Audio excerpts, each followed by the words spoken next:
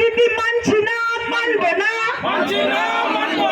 BJP হটাও, BJP হটাও, সাম্প্রদায়িক শক্তি বিজেপিকে আমরা মানছি না, মানব না।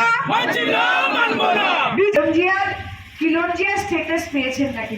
সব বেঙ্গল ভোটার লিস্ট মমতা বন্দ্যোপাধ্যায় লড়াই করছেন, কিছু উচ্ছেদ হচ্ছে। এর মধ্যে যারা বাংলা ভাষা বলছে ওদেরকে ধরে ধরে জেলে দিচ্ছে, বলছে ওরা বাংলাদেশি। যে উনি বলেছিলেন বিপ্লব শর্মা কমিটি হবে, এনআরসি হবে, আমি সব বাংলাদেশিদের বর্ডার, আমরা ক্ষমতার লড়াইয়ে নেই, আমাদের কেউ চিফ মিনিস্টারও হবে না, কিন্তু লড়াই করতে কে আমাদের শিখিয়েছে আমাদের নেত্রী মমতা বন্দ্যোপাধ্যায়, আমরা করব। তলার থেকে আমাদের নেত্রী মমতা বন্দ্যোপাধ্যায় বলেছিল যে আসামে আন্দোলন করতে। আমরা সব ভাষা, সব জাতি, সব ধর্মকে সম্মান করি। আমাদের নেত্রীর আদর্শ হলো সবাইকে সম্মান করে চলা। কিন্তু ভারতীয় জনতা পার্টি আসামে যে বিভাজনের রাজনীতি করছে সেটা নিয়ে আমরা আজকে আন্দোলন শুরু করেছি। কাছাড়েও হয়েছে, হাইলাকান্দিতে হয়েছে, আগামী দিনে করিমগঞ্জে হবে। আমরা এই আন্দোলনটা কেন করছি? বিজেপি বলেছিল জাতি মাটি ভেটি বলে ওরা 2021-এ পাওয়ারে আসলো। এর আগে ওরা 2017-তে বলেছিল সরাইঘাটের যুদ্ধ হবে। কিন্তু 10 বছরে ভারতীয় জনতা পার্টি ইললিগ্যাল মাইগ্রেন্ট ইনফিল্ট্রেশন নিয়ে ভারতীয় জনতা পার্টি কিচ্ছু করতে পারে না।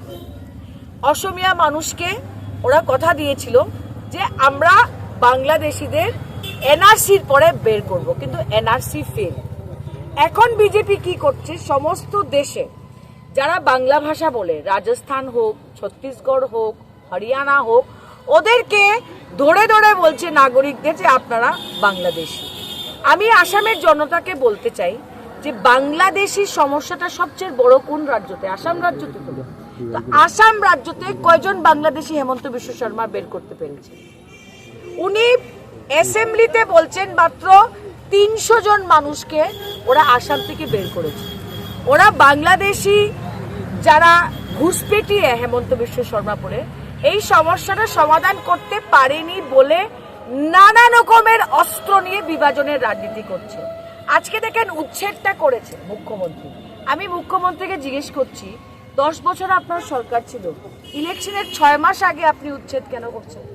আর আপনি নিজেই বলছেন যাদেরকে উচ্ছেদ করে সরানো হচ্ছে ওরা তো সবাই বাংলাদেশি না। তারপরে ডিলিমিটেশনের পরে উনি বললেন যে অসমিয়া জাতি সুরক্ষিত হয়ে গেছে, ডিলিমিটেশনের পরে ডেমোগ্রাফি নিয়ে কোনো প্রবলেম নেই। বলেছিল কি না? আজকে বলছে ডেমোগ্রাফি নিয়ে প্রবলেম হচ্ছে। খালি বিভাজন, হিন্দু মুসলমানের মধ্যে বিভাজন, আসামিয়া বাঙালিদের মধ্যে বিভাজন, এসটি নন এসটির মধ্যে বিভাজন, বড়ো নন বড়োর মধ্যে বিভাজন। এই বিভাজনের রাজনীতির বিরুদ্ধে মমতাদির নির্দেশে আজকে আমরা আন্দোলন শুরু করেছি। আমার পার্লামেন্ট সেশন আছে, তাই বলে আমি আজকে বরাকে করেছি।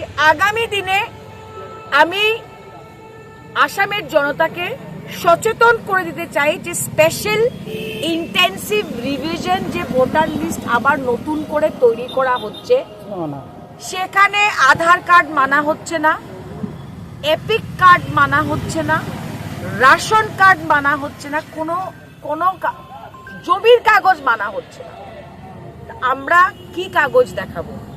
সবাইকে বললাম যে আবার এনআরসির মতো একটা exercise election commission of India করছে, কিন্তু ইলেকশন কমিশন অফ ইন্ডিয়া নাগরিকত্ব নিয়ে প্রশ্ন করতে পারে না।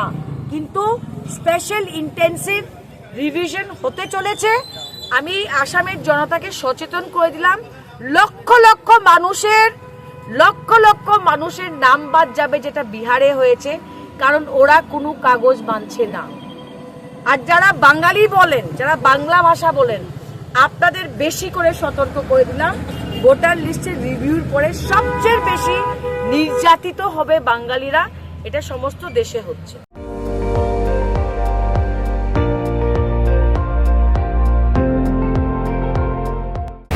আপুনি চাই আছে ND24, সৰ্বশ্ৰেষ্ঠ নহয় সৰ্বোত্তমৰ দৌৰ।